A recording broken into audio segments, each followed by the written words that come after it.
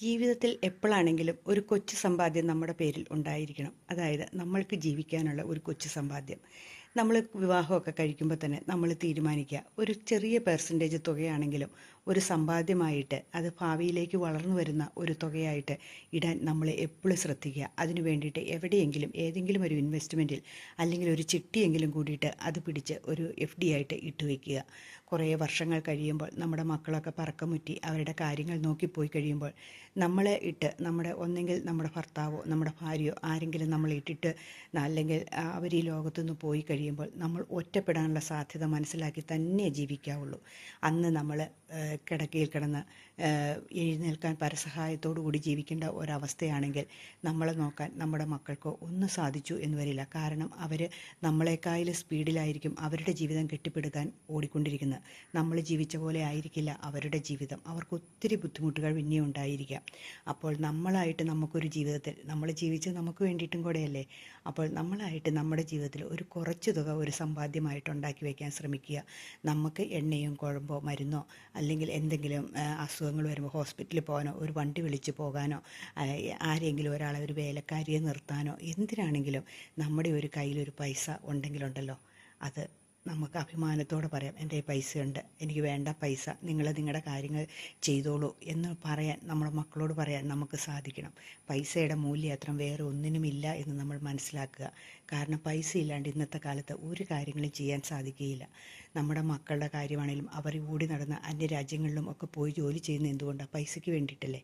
അപ്പോൾ നമ്മളായിട്ട് നമുക്ക് അവരെ ബുദ്ധിമുട്ടിക്കാതെ നമുക്കൊരു ചെറിയ സമ്പാദ്യം ഉണ്ടാക്കി വയ്ക്കുക.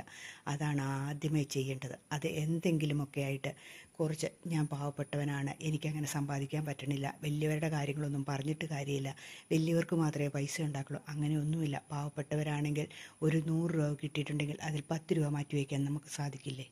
നമുക്ക് ആർക്കും സാധിക്കുന്ന കാര്യങ്ങളുള്ളൂ. ആ 10 രൂപയാണ് ഭാവിയിലേക്ക് വലിയൊരു മുതലായിട്ട് മാറുന്നതെന്ന് നമ്മൾ ചിന്തിക്കുക. ഒരു കുടുക്കായിൽ ആണെങ്കിലും ഇട്ട് വെച്ചാൽ മതി. അതൊരു തുകയായി കഴിയുമ്പോൾ ബാങ്കിൽ കൊണ്ട് നിക്ഷേപിക്കുകയാണെങ്കിൽ നമുക്കൊരു സമ്പാദ്യം ഉണ്ടാക്കി വെക്കാൻ സാധിക്കും. അതുകൊണ്ട് നമുക്ക് പറ്റുന്ന പോലെ ഒരു തുക നമ്മുടെ കൈവശം ഉണ്ടാക്കി വയ്ക്കുക. അത് എത്ര പാവപ്പെട്ടവരാണെങ്കിലും എത്ര വലിയവരാണെങ്കിലും. കാരണം നമ്മൾ മറ്റുള്ളവരുടെ മുമ്പിൽ കൈ നീട്ടുമ്പോൾ നമ്മൾ വിചാരിക്കുക അവർക്കിഷ്ടമല്ലാത്ത പരിപാടിയാണ് നമ്മൾ ചെയ്യുന്നത്. കാരണം ആർക്കും പൈസ ചോദിക്കുന്ന ഇഷ്ടമല്ല. അത് മക്കളാണെങ്കിൽ പോലും കുറേ നാൾ അടുപ്പിച്ച് തരും. മക്കൾക്ക് തരാണ്ടിരിക്കാൻ പറ്റില്ല. നല്ല മക്കൾ തരും. പക്ഷേ അവരുടെ കയ്യിലില്ലാത്ത പൈസയായിരിക്കും ചിലപ്പോൾ അവർ മറിച്ച് നമുക്ക് തരുന്നതെന്ന് ചിന്തിക്കുക. ആ ഒരു ബുദ്ധിമുട്ട് നമ്മളായിട്ടുണ്ടാക്കി വെക്കേണ്ട കാര്യമില്ലല്ലോ. അത്യാവശ്യത്തിനുള്ള പൈസ എൻ്റെ കയ്യിലുണ്ടെന്ന് നമുക്ക് അഭിമാനത്തോടെ പറയാൻ സാധിക്കുന്നതല്ലേ ഏറ്റവും നല്ല കാര്യം. അപ്പോൾ ആരാണെങ്കിലും നമുക്കൊരു ചെറിയ സമ്പാദ്യം ഉണ്ടായിരിക്കണം. എല്ലാം ഇട്ടെറിഞ്ഞ് കളഞ്ഞിട്ട് നമ്മൾ പിന്നെ ഒന്നുമല്ലാതെ ഇരിക്കുന്ന അവസ്ഥയുണ്ടല്ലോ, അത് വല്ലാത്തൊരു അവസ്ഥയാണ്. പല വീടുകളിലും സംഭവിക്കുന്നത് എന്താണെന്നറിയാവോ?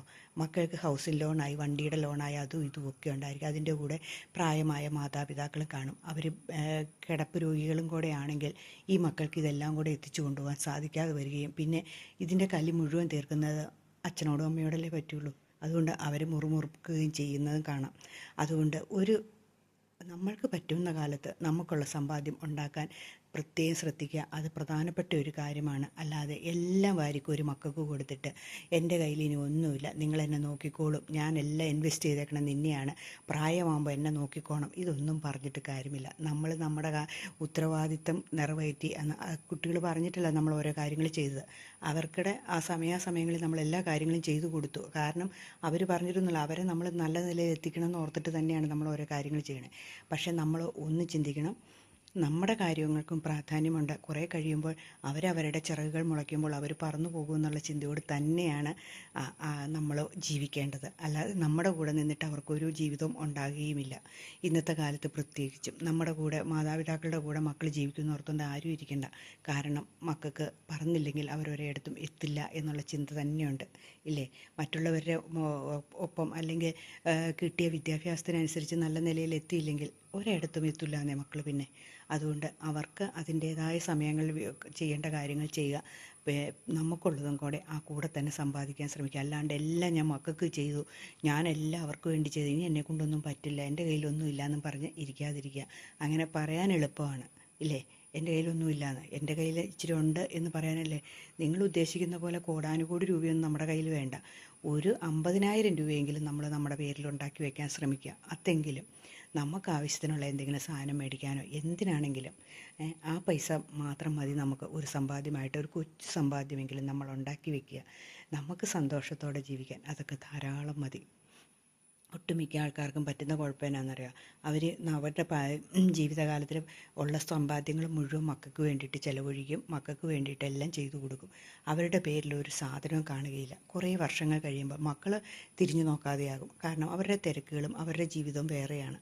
അവർ ആ ഓട്ടത്തിനിടയ്ക്ക് ചിലപ്പോൾ നമ്മളെ നോക്കാനോ നമ്മൾ പറഞ്ഞ് കേൾക്കാനോ അല്ലെങ്കിൽ നമുക്ക് പൈസ അയച്ചു തരാനോ ഒക്കെ മറന്നുപോയി എന്നിരിക്കും. അത് പിന്നെ ഈ വീട്ടിൽ ചുമ്മാ ഇരിക്കുന്ന മാതാപിതാക്കൾ, ചുമ്മാ എന്ന് വെച്ചാൽ കിടപ്പ് രോഗികളായിട്ടോ അല്ലെങ്കിൽ ഇങ്ങനെ വേറെ പുറത്തേക്ക് ഒരു ആശ്രയമില്ലാതെ കൂട്ടുകളൊന്നും ഇല്ലാതിരിക്കുന്ന മാതാപിതാക്കൾക്ക് ഇതൊരു വിഷമമായി തീരുകയും അവരിങ്ങനെ എല്ലാവരോടും കരഞ്ഞു വിളിച്ച് നടക്കുകയും ചെയ്യും. അപ്പോൾ നമ്മൾ ഒന്ന് ചിന്തിക്കണം, അവരുടെ മനസ്സ് മുഴുവൻ വേദനിക്കുന്ന എന്നാണെന്നറിയും, മക്കളെ അന്വേഷിക്കുന്നില്ല എന്നാണ്. ഇവരാണ് മക്കളെ പറഞ്ഞു വിട്ടതെന്നും കൂടെ ഓർക്കണം. മക്കളെ രക്ഷപ്പെട്ടെന്ന് ഓർത്താണ് ഇവർ പറഞ്ഞു വിട്ടത്. പക്ഷേ പിന്നീട് മക്കളെ അന്വേഷിക്കുന്നില്ല എന്ന് പറഞ്ഞു നടക്കുന്ന അധികം മാതാപിതാക്കൾക്കും പറ്റുന്നത് അവരുള്ള സമ്പാദ്യങ്ങൾ മുഴുവൻ മക്കൾക്ക് എടുത്തു കൊടുക്കും. ഇനി വീടും സ്ഥലമാണെങ്കിൽ പോലും അത് മക്കളുടെ പേരിൽ എഴുതി വെച്ചേക്കും. എന്തിനാന്ന് വെച്ചിട്ടുണ്ടെങ്കിൽ ആ സമയത്ത് മക്കൾക്ക് ലോൺ എടുക്കാനോ അല്ലെങ്കിൽ എന്തിനെങ്കിലും കാര്യത്തിനോ ഒക്കെ ആയിട്ട് അവരുടെ പേരിലേക്ക് എഴുതി കൊടുത്ത് ഒന്നുമില്ലാത്ത ഒരവസ്ഥയിൽ ഇരിക്കുകയായിരിക്കും. അപ്പോൾ നമ്മൾ നേരത്തെ മുൻകൂട്ടി കണ്ടു, ഒരു മുഴം മുമ്പേ എറിയുക എന്ന് പറഞ്ഞ പോലെ ഒരു മുഴം മുമ്പേ നമ്മൾ ഇച്ചിരി കരുതൽ ഉണ്ടാക്കി വെക്കുക. നമുക്ക് ജീവിക്കാനുള്ളതും ഒക്കെ നമുക്ക് എന്തെങ്കിലും ഒരാളെ നിർത്താനോ അല്ലെങ്കിൽ ഒരു രാവിലെ വന്ന് ഭക്ഷണമൊക്കെ ഉണ്ടാക്കി തന്നിട്ട് പോകുന്ന ഒരാളെ നിർത്താനോ എന്തെങ്കിലുമായിട്ടൊക്കെ ഒരാശുപത്രിയിൽ പോകണമെങ്കിലോ വണ്ടി വിളിക്കണമെങ്കിലോ ഒക്കെയുള്ള ഒരു കുഞ്ഞു സമ്പാദ്യം നമ്മുടെ കയ്യിലുണ്ടാകണം. അതാണ് വേണ്ടത്. ചിലർക്ക് പറ്റുന്ന ഒരു വേറൊരു കുഴപ്പം കൂടെ പറയാം. ഈ ATM അല്ലെങ്കിൽ ഗൂഗിൾ പേ ഒന്നും അറിയാൻ മേലാത്ത മാതാപിതാക്കളുണ്ട് കേട്ടോ. അവരെ പറ്റിക്കാൻ കുറച്ച് ആൾക്കാരും കൂടെ കൂടും. അവർ ഈ ATM നിന്നൊക്കെ പൈസ എടുത്തു കൊടുക്കാനും ഒക്കെ ഓരോരുത്തരെ ഏൽപ്പിച്ചിട്ട് അവർ കൂടുതൽ 150 200 ഒക്കെ രൂപ കൂടുതൽ അടിച്ചെടുത്തിട്ട് അതും കൂടെ അടിച്ചുകൊണ്ട് പോകുന്നവരും ഉണ്ട്. അതൊക്കെ ഒരു തരം പാവർമാന്ന് വേണ്ടി പറയാം. എങ്കിലും ഇതൊക്കെ പഠിച്ചിരിക്കുക. ചുമ്മാ ഇരിക്കുന്ന സമയത്ത് അങ്ങനെയുള്ള എളുപ്പത്തിൽ പഠിക്കാവുന്ന കാര്യങ്ങളൊക്കെ പഠിച്ചു വയ്ക്കുക. അതൊക്കെ ഓർമ്മ നിൽക്കുന്നേ. അതൊന്നും ഭയങ്കര എളുപ്പമുള്ള കാര്യങ്ങളല്ലേ. അതൊക്കെ ഒന്ന് ചെയ്ത് പഠിക്കുക. എത്ര പ്രായമായാലും അതൊക്കെ ചെയ്യാവുന്നതേ ഉള്ളൂ. അപ്പം അങ്ങനെയുള്ള കൊച്ചു കൊച്ചു കാര്യങ്ങൾ എന്തെങ്കിലും പഠിക്കാനുണ്ടെങ്കിൽ പഠിക്കുക. നമുക്ക് കൊച്ചു സമ്പാദ്യങ്ങൾ ഉണ്ടാക്കി വയ്ക്കുക. നമ്മൾ ഇച്ചിരി ആക്റ്റീവായിട്ട് എല്ലാവരുടെയും കാര്യങ്ങളിലൊക്കെ ഇടപെടാൻ, മക്കളുടെ അല്ല സമൂഹത്തിലെയോ അല്ലെങ്കിൽ ചുറ്റുവട്ടത്തുള്ളവരുടെ കാര്യത്തിലൊക്കെ ഒന്ന് ഇടപെട്ട് ഇറങ്ങി നടക്കുകയും ഒക്കെ ചെയ്യുമ്പോൾ ഉണ്ടല്ലോ നമുക്കൊരു കോൺഫിഡൻസ് കൂടി വരും. മാതാപിതാക്കളോടാട്ടോ എനിക്ക് പറയാനുള്ളത്. അല്ലാണ്ട് മക്കളെല്ലാം തരും, മക്കൾ തന്നെ പ്രതീക്ഷിച്ച് മാത്രം ഇരിക്കാതിരിക്കുക.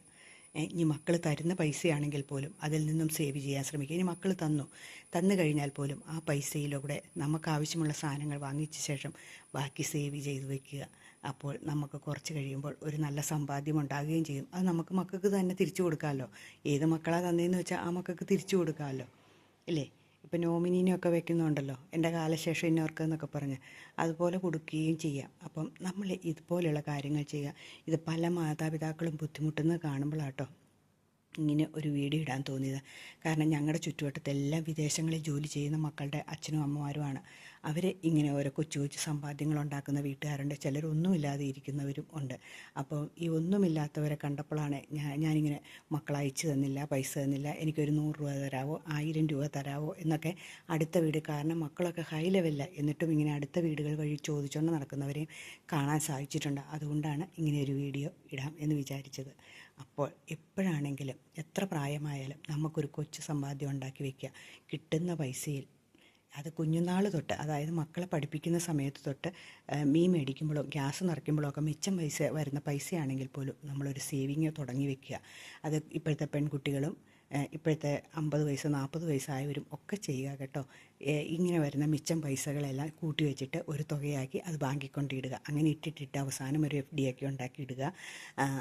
അതിൽ നിന്ന് പലിശ കിട്ടുന്ന രീതിയിലും ഒക്കെ ഇടാൻ പറ്റും. അതൊക്കെ കൂടി കൂടി കൂടി പോകുമ്പോൾ നമുക്ക് തന്നെ ഒരു ആത്മസംതൃപ്തി ഉണ്ടാകുകയും ചെയ്യും.